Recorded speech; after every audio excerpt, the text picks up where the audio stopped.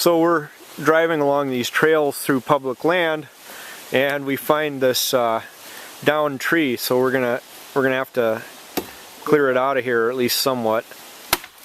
And then Jim says it's the promised land back there with like 40 virgins and stuff. So we're going to a lot of effort. So Jim's like Paul Bunyan with that thing. Took like 2 minutes to clear our trail here. So I'm here with my friend James Noka, and we're gonna do a video on the Ojibwe Bird Snare. And I first heard about this from a guy named Kelly Harlton, and he's one of Morris Kahansky's instructors, and he's the one that actually showed this to me. And I don't know where Moore's heard about it, but anyway, we're gonna get started and show. I've just gathered just a downed, I think you said it's poplar or something, and we're gonna go ahead. The first thing we're probably gonna end up doing is taking this limb right here off.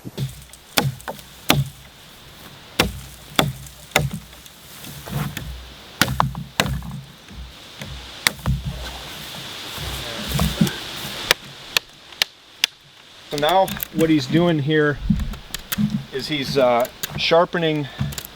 That's actually going to be the top of the thing, and that's fine. And now the other end of our pole, this is going to go in the ground, so he's going to sharpen that end too. So now what he's going to do is he's going to carve a flat spot in the top, one on each side of this, and that'll become clear why he's doing that in a little bit. But basically we're thinning out the top and we're flattening it, because the next step that we'll show you in a minute is to cut a square hole through there. And it's easier to cut a nice square hole through a little bit thinner piece of wood. The part that we're making doesn't have to be strong. It just has to work. And it's a fairly delicate trap, and so thinner up there is actually a little bit better. The reason we chose the thick end of this particular piece of wood is we were kind of cutting around on it, and we noticed it has a real tendency to split. And so we're going to have to, when we're cutting that square hole is when we're going to have the possibility of splitting it out, so we're going to have to be real careful. The interesting thing about this particular knife, I have one too. This is made by Bark River in Escanaba, which is about 3 hours from here. And it's got a Scandi like grind on it, but as you get right to the very tip, he convexed it. So you have a lot of the same edge geometry and a lot of the same feel of a Scandi grind, but then the very tip of it is convexed. And so far in my hands, it's been cutting pretty well, and in his too. Feels good. Anyway, yeah, that's perfect. So, like so he's got it about 1 finger thick, is about how he's got it. Now, the next thing he's going to do, since we're going to try to cut this hole all the way through, is he wants to know where the top and the bottom start. So yeah, he's just going to mark all the way around like that. So he's just making a square. You cut one side.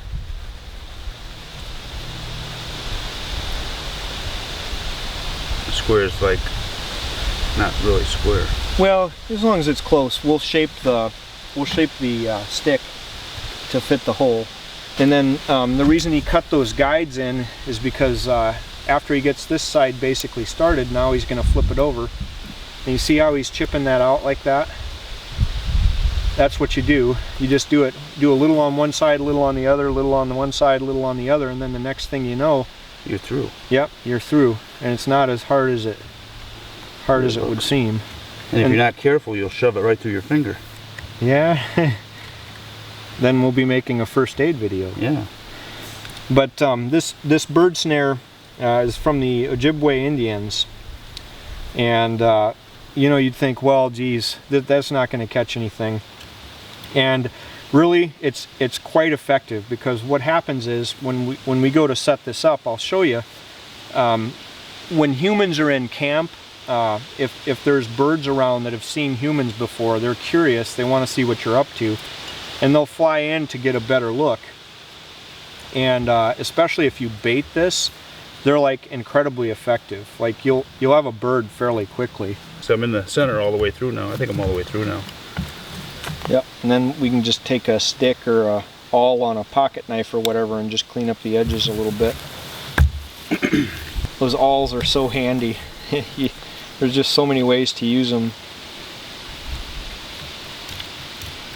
So the next step is he's got to cut the stick, and this is what we're going to use for maybe a little longer. Yeah, this is what we're going to use for the actual trap mechanism. And this little piece, I'll show you what this is for later. But now he's going to take one end of this, maybe even the smaller end, and he's going to try to cut it.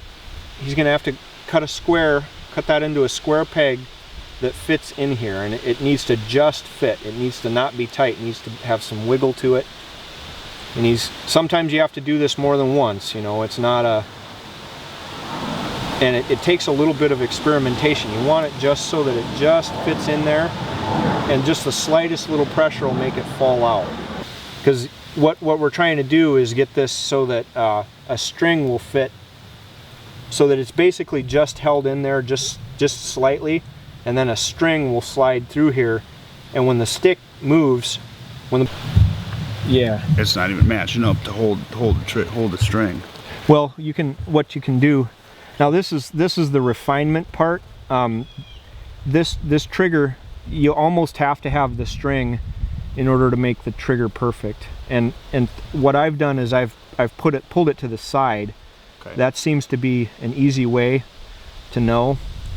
And some guys will even carve like a little channel in there. But with tension on this string, this is just the inner strands of a paracord. You want it so that just the slightest pressure will flip the stick out of there. There, we're very close. We're very close. So he's going to do a couple little refinements here. You know what we should do? You can even shorten this. You can shorten this a little bit. One of just a trick that I'm just going to teach you right now. Okay. Is that we need to mark the side of the stick so we know. Yeah, that's up. Yep. So we know what side is what. Yep. At least we'd mark one side. Yeah, so that's up. And so we know which side it's going to consistently work with. So I like to put the string on the side. Some other people like it other ways. However, you can do it consistently. Yeah, this is it right here. So there's tension on the string, and then if the little birdie comes along, boop, it's not gonna take much. So now he's got the trigger right. Okay, so then the next step, he's got his trigger really well figured out. He's gonna flatten a piece here and flatten a piece on another stick, and he's basically gonna make a little bird crucifix. That's funny. Well, that's funny. And I'll show you why. A lot of the diagrams of this, if you look, they don't have this in there. But I think it helps. Little birdie crucifix. Okay, well that was kind of evil, but so there, that's good. And then if you make the flat spot on the other, then he's going to lash them together. Yeah, I'll hold this. It's high pressure business, man. This is life and death stuff, your little bird snare. For the little bird. Yeah, I know. You got to do it right so you capture him right. Okay, so on the upside. Yep, and now he's gonna lash those together with another little piece of the paracord. So now what he's gonna do is he's gonna tie a little slip knot in the one end, and you're just tying an overhand loop basically, and then you'll slide the other end through there. And then you want to wait for the other end of this. Now, a little word on these weights. I see a lot of these videos that have like a huge boulder attached to the weight, and what will happen is if you put that huge boulder or a huge log there, you're gonna get a bird, but it's not gonna be the whole bird. It's gonna be like the bird foot. Because what happens is if you bird foot stew is not that filling. Right, and what happens is the little birdie lands on there, and this huge weight drops, and it amputates his little bird leg, and then he flies off, and he's all pissed off at you. But yeah, so all it needs to do is have enough weight to it that it'll collapse your snare, and and then we just rest it on top. You just want it to collapse the snare and pull it through, because there's no way that the bird is going to fly off with enough force to pull this through there. So I carved a little notch so that I could thread this needle in through the hole. He's like one of these man scouts, bushcrafter types. There, look at that. For easy use there. Yep.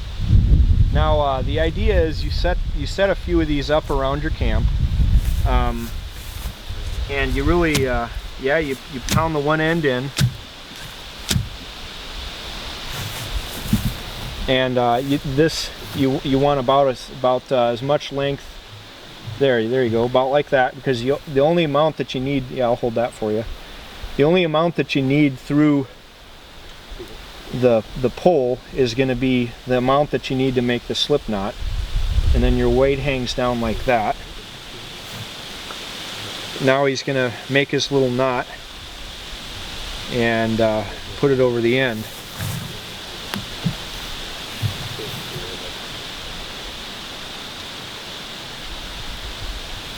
Well, I should say that we aren't really trying to catch a bird, because neither of us have a trapping license, and this is an indiscriminate trap, meaning your little super rare woodpecker can come by and land on there, or your sparrow can, and either way, unless you have to, you don't want to be killing something unless you know exactly what it is and exactly that it's legal. So we aren't going to leave this set up. We're just showing this as sure, go ahead. Cheep, cheep, cheep, cheep, cheep, cheep, cheep, cheep, cheep. It's still too hard. Yeah, so refinements, and that's the idea. But that's the whole key, is if you had to. Yeah, and this is more, it's just for fun. It's just getting out and playing in the woods and having a knife. So a little birdie foot would actually and grab onto it. Yeah. There you go. Now he's got it. Yeah, and when you catch them, they actually flip out like that, and they'll be squawking and stuff. So you know well, and it could be flying around like this. Yeah, he can't fly away unless it's a really, really big bird, and then it would go like this. Yeah. Pull a stick out of the ground. Yeah, but the keys, make sure that your rope isn't so long that the weight will hit the ground before the trap is sprung. Use a lightweight line. Use a lightweight thing, because it doesn't have to be heavy, and you don't want an amputated bird foot. And then you got to monkey with the trigger a bit before it gets to the point where it's going to set right every time. Right. But I taught this trap to Andy Naraine. His name is ANDYNARINE in Guyana, and he's the guy that started the Guyana Birders Association, and he goes around and catches birds, and this was one, he was wondering about bird traps, and this was one of the, I showed him this trap, and it was like a light bulb went off. So now if you go to see birds that are in books from Guyana, like some of them will have been caught with this little trap. That's very cool. Yeah. And it's really not that hard to make. No. This is not a difficult. No. And it's fun. It's something to do in the woods. And more than likely, you're going to be more successful catching a bird with this than you would snaring a rabbit. Oh yeah. Yeah. Believe me, if we walked away from this, even if we put a little piece of bread there or something, walk away, go over there, build a fire, do something, a bird is going to come in just to check us out. He's not going to see anywhere to land. He's going to land there. Bam, you've got it. You don't even have to bait these, and you'll catch them.